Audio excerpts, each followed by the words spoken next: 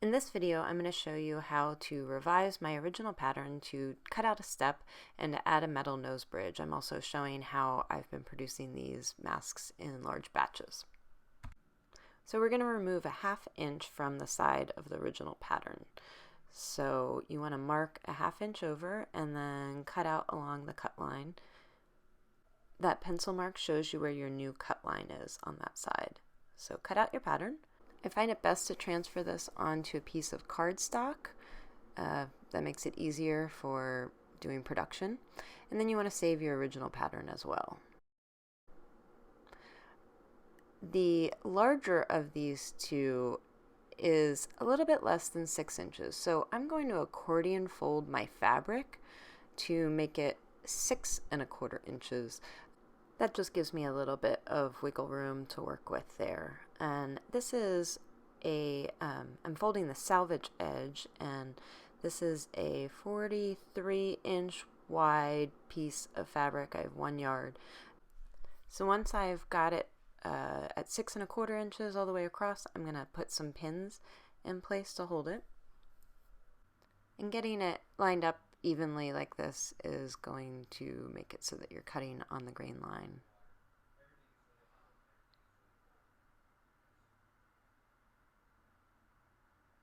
Okay, now I'm going to pinch the edges at that end of the fabric and fold it, and then fold it again so I have another set of fabric with the right sides facing. So like I mentioned, I'm doing an accordion fold. So now I have 4 layers of fabric, 2 sets of right sides touching. Then I'll do it one more time, so I have 6 layers of fabric. And each time I fold it, I redo the pins so that it's going through all the layers of fabric. So now you're going to take your pattern with the S-curve side, and you're going to put that up against the cut edge. And then the top straight side that's 3 inches long, you're going to want to make sure that's parallel with your salvage edge. That way, then you're going to be cutting on the grain line. And then I'm just going to trace my pattern. I'm using a silver pencil on this so I can see it. Sorry, I should have picked a fabric that was a little bit lighter and used a darker pencil so you could see this better. Now you're going to flip it so your C curve matches the C curve on the other side, and that straight edge at the bottom I'm lining up with the fold of the fabric, and then I'm going to trace, and I pin each section as I go. So I'm taking out the pins I put in before and replacing it with new pins in the center of each piece. I also like to do both smaller and larger on the same fabric, so I'm switching now to the smaller one. And then I just go through and cut each section out. You want to be super, super careful because at this point you're cutting through 6 layers of fabric. So you do have to put a little bit more pressure on the rotary cutter to do that. So really watch those fingers. This is going fast in this video, but I am keeping my fingers out of the way. It looks like I'm about to cut into them, but I'm not because I am actually moving at a much slower pace than this video is showing. So be careful. Nobody wants to go to the hospital right now if you don't have to.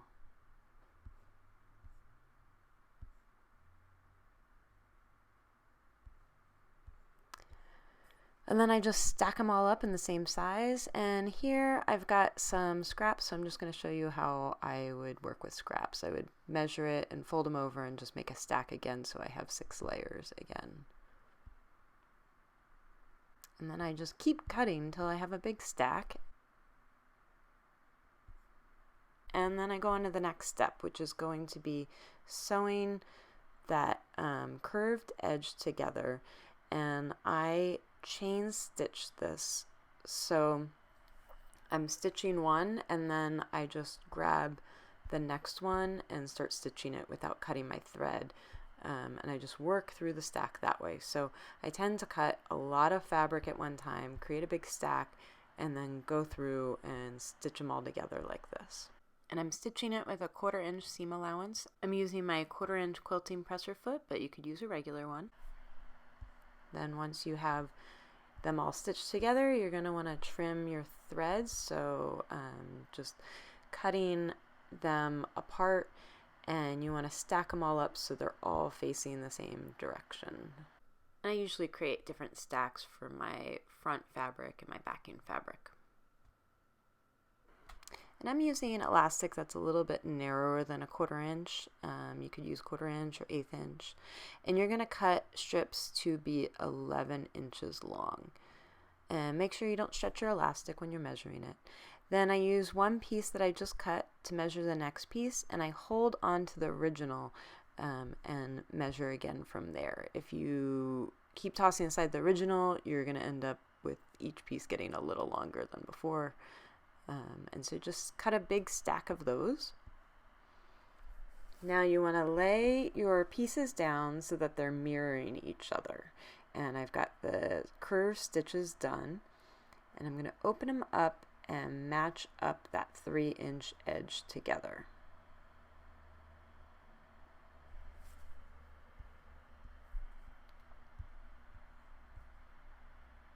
Once I have those lined up, I'm going to kind of lay the pieces down, and I'm going to put my elastic in place. I'm going to sandwich my elastic between the fabric, so I lift up one corner and I'm going to lay the elastic down so I've got about a 1/2 inch tail sticking out, and it's a little bit more than a 1/4 inch from the edge. And I lay my other piece down on top, and then I'm using wonder clips to clip it, but you could also use straight pins if you don't have wonder clips. I think the clips are really handy for this though. So then I'm going to do the other corner, clip it in place, then turn it around and have the pieces of elastic going straight across, and do the other 2 corners.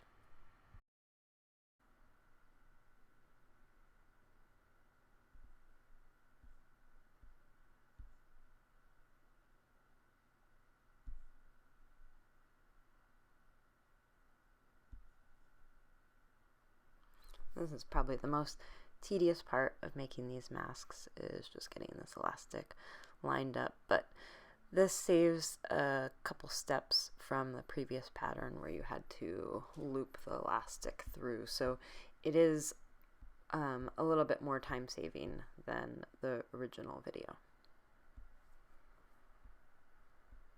And then I'm going to pull it and get those lined up together. You can pin or clip it if you want so that the seams are aligned. I usually do that while I'm sewing. I'm using a 1/4 inch presser foot for quilting here, so that gives me my 1/4 inch seam allowance. And I'm going to start by sewing over that elastic. I start just a little bit past where that elastic is, and then I'm going to reverse and go back over it. Then with my needle down, I turn the corner and I'm going to align those seams, and I want both of those seam allowances to go towards me. And on the other side, I'm going to make those seam allowances go away from me. That way the seam allowance is pushed away from the open end of the mask, which helps when you are inserting the nose wire later.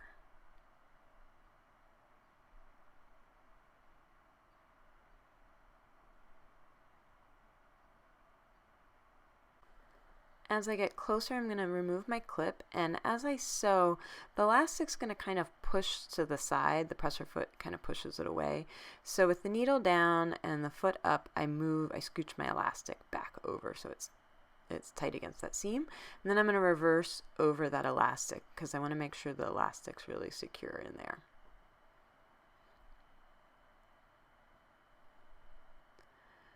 And I want to make sure that this elastic doesn't get pushed out of the way, so I'm holding it in place with my fingers, and once it gets close, I lift my presser foot and tuck the elastic under to make sure that it doesn't get pushed aside. And then I'm reversing back over it, needle down, turn the corner. Now you're going to have your seam allowances going away from you on this side. So you're going to put them towards the machine, and that means when you get close to that, you're going to need to stop and readjust a little bit just to make sure that they don't get bunched up. So here I've got the needle down, I'm lifting the presser foot and just making sure those seam allowances are tucked nicely under there. Same thing, I get here, it pushes it away, you can see it kind of push away. And I've got the needle down, I'm going to tuck that elastic under and then go over it and reverse. And I'm going probably about a 1/4 inch past where the elastic is as well. Then I'm going to go through this step on my whole stack. So I have 2 stacks, one for the back fabric and one for the front fabric, and I go through all of them this way. Healthcare providers have requested that the back fabric be different than the front fabric so they can quickly tell which is the outside and inside of a mask. This step helps with when you go to turn it inside or right side out so that these seams don't pull apart. So I pull the thread and get the loop from the other side of the thread and pull that through, and then I knot it on both sides. And so when I turn my fabric right side out, that way the stitch doesn't pull too much. And so you want to do that on both sides of that. Go through your whole stack and then you can trim those ends.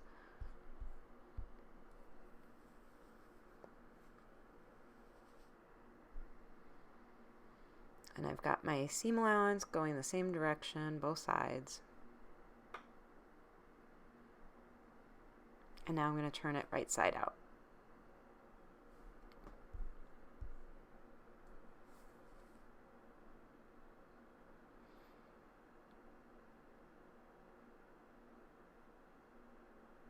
The opening's a little small, so you just need to take some patience with it and gently work it through.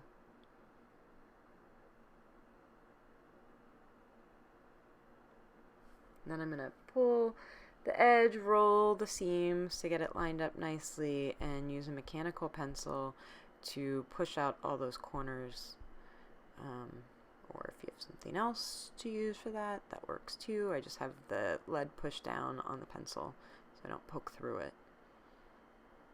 And you want to make sure you get these corners and get that elastic coming out nicely.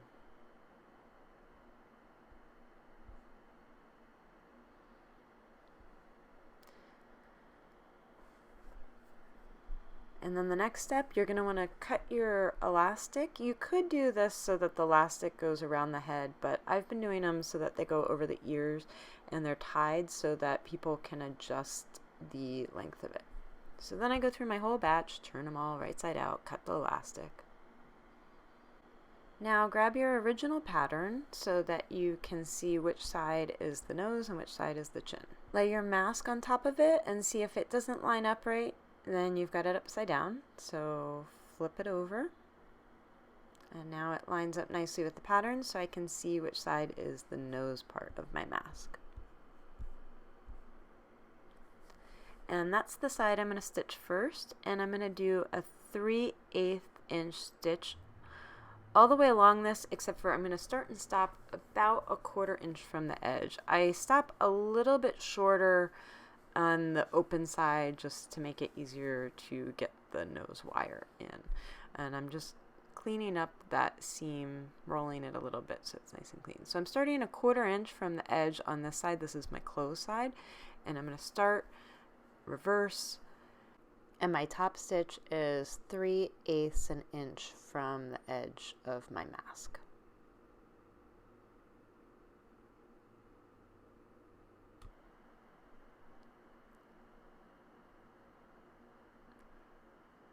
And so this is my open end. I'm going to stop a little bit shorter than a 1/4 inch, and I'm going to back stitch to secure.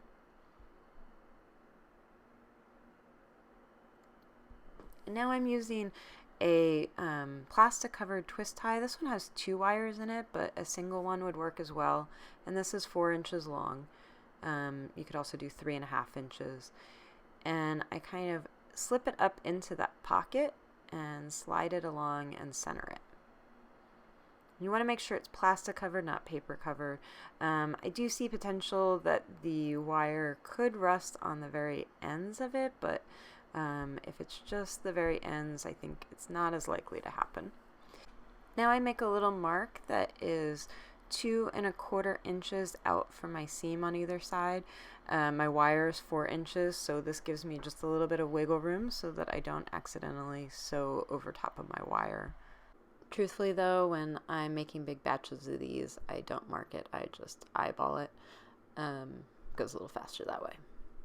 So there's my little marks, and I'm going to sew from the seam out to the edge, back to the seam, and out to the edge and back again. So I'm doing 4 stitches here. You just want to make sure that your wire is pushed to the side so you don't accidentally sew over it. You don't want to break a needle on the wire. So now that I've sewn out to the edge, I'm reversing. And I'm going to go forward and I'm going to reverse one more time.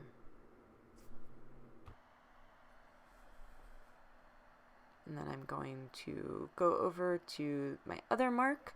I scoot the wire down a little bit so that I have a little more room to work with and I don't accidentally sew over my wire.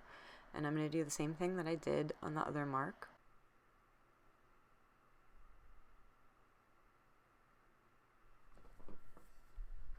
Once you've got that done, you want to trim all of your thread ends and that thread that kind of goes across the nose bridge. Make sure you get that.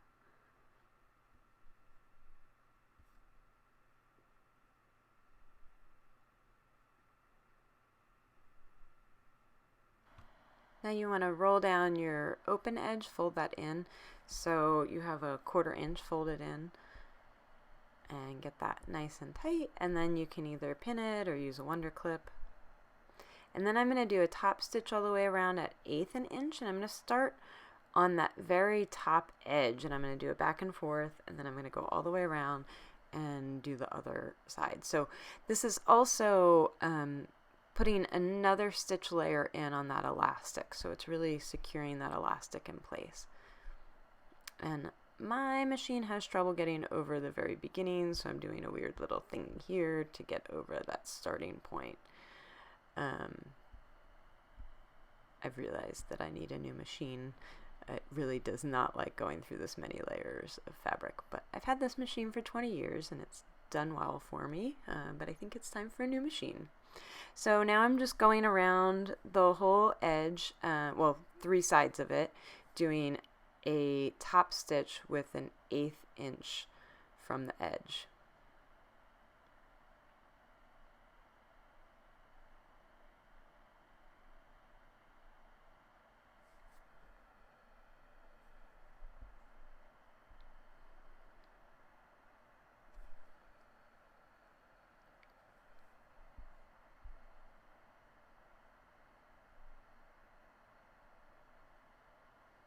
See, I kind of have to give my fabric a little tug to get over that seam because it struggles with the bulk, and here I'll probably have to give it a tug again.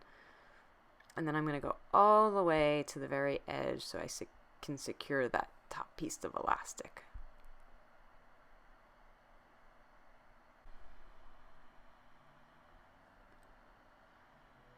And there's the sewn mask, so then you're just going to trim your loose ends. And you can see it goes all the way up to the edge there.